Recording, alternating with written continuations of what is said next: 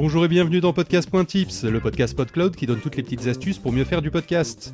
Après avoir enregistré le pilote, peut-être souhaitez-vous démarrer avec du bon matériel mais vous êtes un peu perdu. Alors on va faire un tour d'horizon rapide de ce qui existe.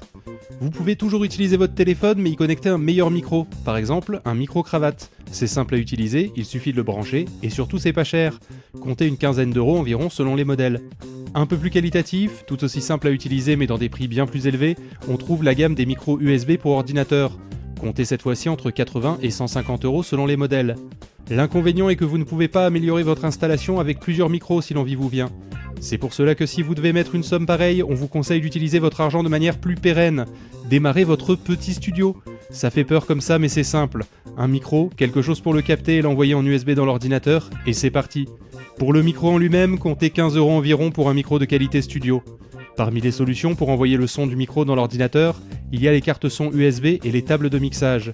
Les deux démarrent aux alentours de 70 euros et leur prix dépend du nombre d'entrées micro et d'entrées auxiliaires, celles pour envoyer vos jingles directement pendant l'enregistrement. Cela permet des enregistrements en live à plusieurs.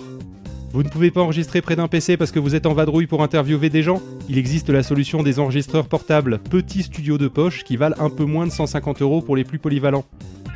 Vous retrouverez en description un article qui recense tout ce que je viens de vous dire avec des recommandations de modèles, alors n'hésitez pas à y jeter un œil. On se retrouve la semaine prochaine pour choisir le titre de votre podcast.